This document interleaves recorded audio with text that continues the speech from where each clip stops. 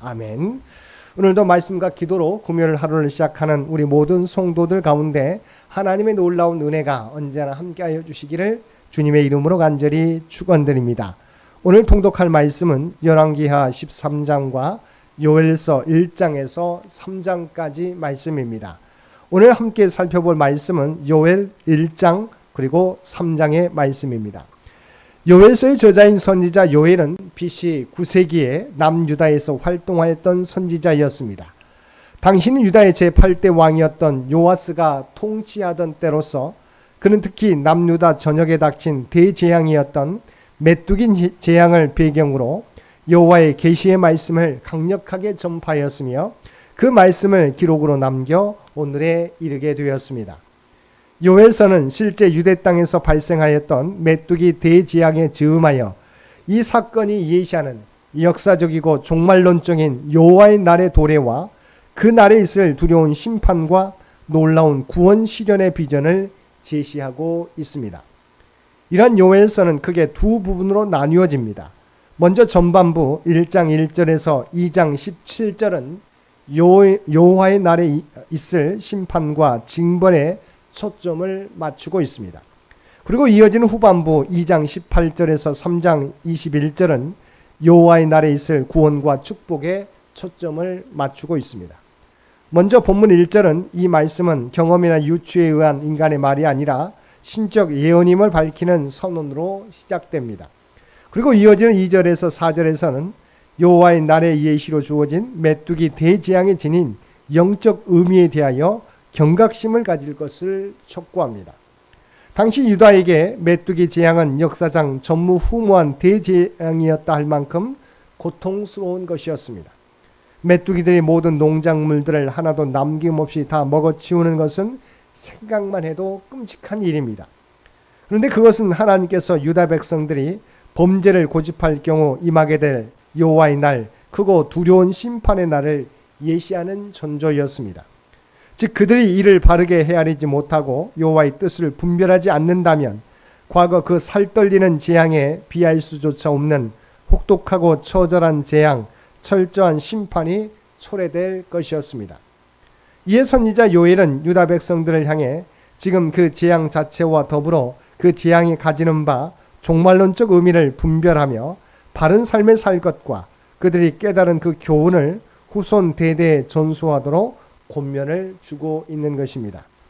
5절 이하의 말씀에서는 선민 각 계층을 향하여 애곡을 권유하는 형식의 표현을 사용하여 메뚜기 대참상을 생생하게 묘사하는 부분과 이러한 대재앙에 대한 해결책으로 제사장으로 하여금 전 민족적인 성회를 개최할 것을 공고하는 부분, 그리고 백성들을 향하여 메뚜기 대재앙보다 훨씬 더 두려운 여호와의 날의 도래를 통보하고 이처럼 참혹한 여호와의 날의 전조로서의 현실의 고통에 대한 선지자의 절규를 다루는 부분으로 나눌 수 있습니다.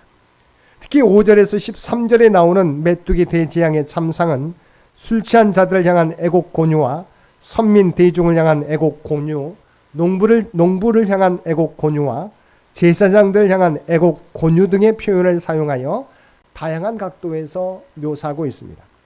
이러한 묘사는 여호와의 날이 임하게 될 때 모든 계층의 사람들, 곧 모든 사람들이 말문이 막히고 애곡하는 것 외에 달리 생각할 것이 없을 정도로 크나큰 고난 가운데 빠지게 될 것을 생생하게 보여줍니다. 그러나 본 단락은 여기에서 그치지 않고 이처럼 암울한 현실을 극복하고 반드시 오게 될 미래의 여호와의 날을 대비하기 위한 하나의 방편이 암시되고 있습니다. 바로 14절에 나오는 제사장들을 향한 전 민족의 금식 성회 개최 공고입니다. 이는 하나님의 자비를 통해서만 난관을 극복할 수 있음을 알게 합니다. 종교 지도자들이 앞장서서 행하며 모든 하나님의 백성들이 이에 동참하여 철저한 회개와 하나님 앞에서의 바른 삶을 다짐하는 일, 그리고 그러한 일을 실제 준행하는 것은 과거 요엘 선지자 시대에만 요청되는 것이 아닙니다. 이는 장차 닥칠 최종적인 여호와의 날, 마지막 종말의 심판날을 앞두고 있는 우리 성도들 또한 귀 기울여 듣고 실천해야 하며 순종해야 될 중대한 화두입니다. 요회수 후반부인 2장 18절에서 3장 21절은 여호와의 날에 있을 구원과 축복에 초점을 맞추고 있습니다. 그 가운데 2장 18절 이하의 말씀은 후반부의 첫 번째 단락입니다. 여기서는 전반부를 지배하였던 암울한 분위기는 사라지고 희망을 품게 하는 내용들이 다루어지고 있습니다. 즉 여호와의 날의 징벌 이후 회개한 선민을 향해 베푸시는 여호와의 회복의 약속이 제시됩니다. 먼저 18절에서 20절에서는 회개한 선민을 향하여 하나님께서 궁의를 베푸시고 대적들을 추방하실 것이 약속됩니다. 다음으로 21절에서 24절에서는 회개한 선민에게 풍요한 복락이 회복될 것임이 약속됩니다.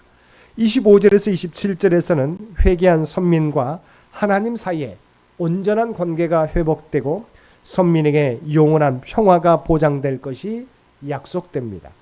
즉 회개한 선민들이 하나님의 긍휼로 인하여 대적들에게서 벗어나는 정치적 안정뿐만 아니라 풍요와 복락이 회복되는 경제적 안정, 하나님과 관계 회복 및 평화가 보장되는 영적 안정까지 누리게 될 것이라는 사실이 점층적 구조로 제시되고 있습니다. 이러한 본문 내용은 사실상 회개가 얼마나 중요한 것인지를 일깨워 주는 것이라 할 수 있습니다.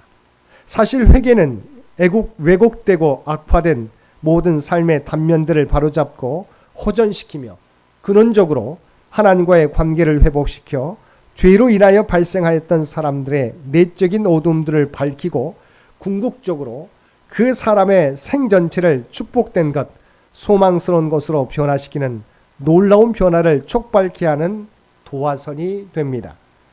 요엘 선지자를 통하여 선포된 이러한 진리는 이미 구약 선민 이스라엘 역사에서 그대로 실현되었습니다. 곧 심판으로 바벨론 땅의 포로로 끌려갔으나 회개 이후 약속의 땅으로 귀환하여 선민으로서 지위와 영예를 회복하게 된 것, 다시 하나님을 섬기는 영예로운 자리에 우뚝 선 것을 통해서 실현되었습니다. 회개를 통한 온전한 신앙적 삶의 회복은 과거는 물론 종말의 때를 바라보며 살아가고 있는 오늘날 우리에게도 해당되는 영적 진리입니다. 28절 이하의 말씀에서는 최후의 여호와의 날, 곧 종말론적 여호와의 날의 도래에 대해서 예언하고 그 날이 도래할 당시의 징조에 대해서 예언합니다. 그리고 궁극적으로 남은 자에게 실현될 구원을 예언하고 있습니다.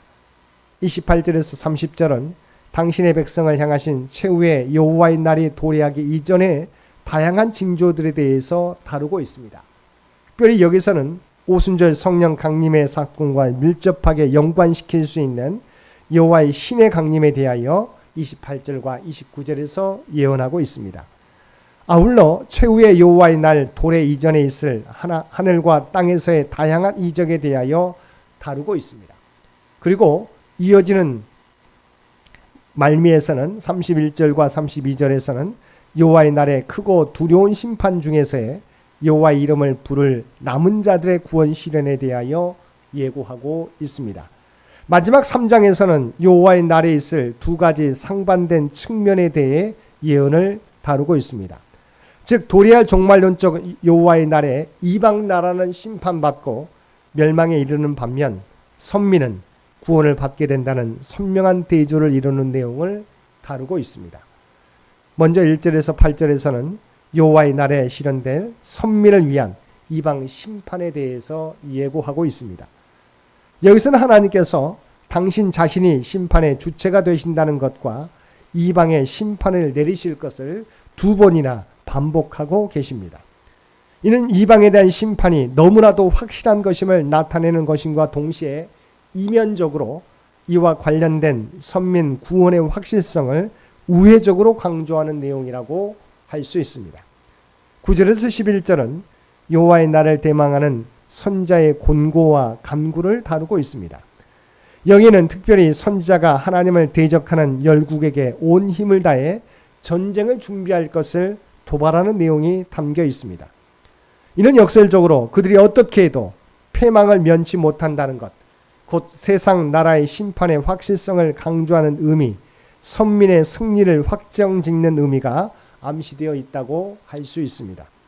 이어서 12절에서 15절에서는 여호와의 날에 도래에 즈음하여 여호와께서 열국을 심판자리에 소환하는 명령이 소개되고 심판의 날이 임박할 때 있을 천재 지변에 대하여 예고하고 있습니다.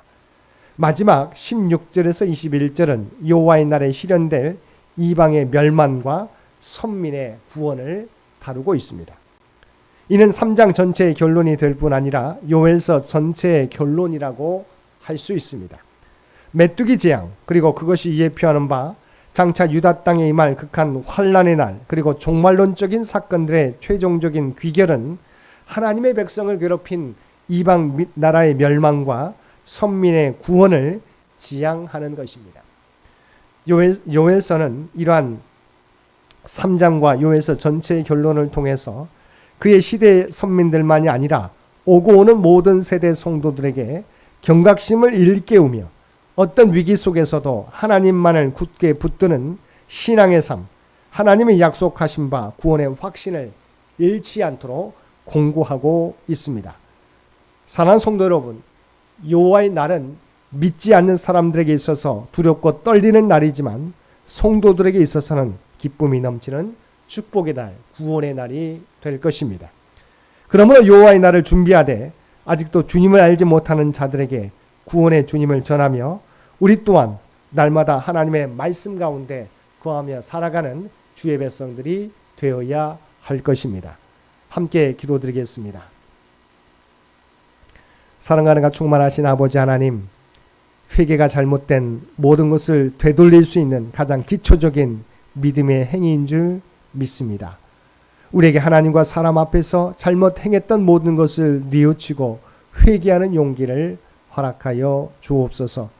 그리고 심판의 날은 모두에게 두려운 날이지만 믿는 자들에게는 기쁨과 축복의 날이 될 줄로 믿습니다. 구원의 날을 소망 가운데 바라보며 믿음의 한 길을 온전히 걸어가는 우리 모두가 되게 하여 주옵소서. 오늘도 이 나라와 이 민족을 긍휼히 여겨주시고 하나님께서 통치하시고 인도하여 주시기를 원합니다. 100주년을 준비하며 나아가는 창현재단과 창현의 가족들을 기억하여 주시고 하나님의 영광과 뜻을 나타내게 하여 주시옵소서. 올로자노님, 연로하신 권사님, 모든 성도들을 눈동자와 같이 지키시고 보호하여 주시기 원합니다. 특별히 육신의 연약함을 안고 있는 환우들 가운데 하나님 치유와 회복의 놀라운 역사를 허락하여 주시옵소서. 물질적으로 경제적으로 어려움 가운데 있는 죄 백성들 아시지요. 그들의 필요를 아시옵나니 날마다 풍성한 은혜를 그들 모두에게 부어주옵소서. 사랑하는 자녀 손들 믿음을 잃어버리지 않게 도와주시고 하나님이 주신 꿈과 비전을 하나님의 지혜와 능력을 통하여 꿈과 비전을 이루어가는데 부족함이 없게 하여 주옵소서. 하나님의 영광을 드러내는 귀한 자녀들 모두 되게 하여 주옵소서. 오늘 또 우리에게 복된 하루를 허락해 주신 것 진심으로 감사합니다. 하나님의 말씀과 날마다 동행하는 우리 모두가 되게 하여 주옵소서. 또한 우리가 하나님의 구원받은 백성, 주님의 제자라고 하는 정체성을 가지고 이 땅에서 발을 딛고 있는 삶의 현장에서 그리스도의 아름다운 향기와 선한 영향력을 드러내며 살아가는 우리 모두가 되게 하여 주옵소서. 이 모든 간구 우리를 구원하여 주신 예수님의 이름으로 간절히 기도드리옵나이다. 아멘.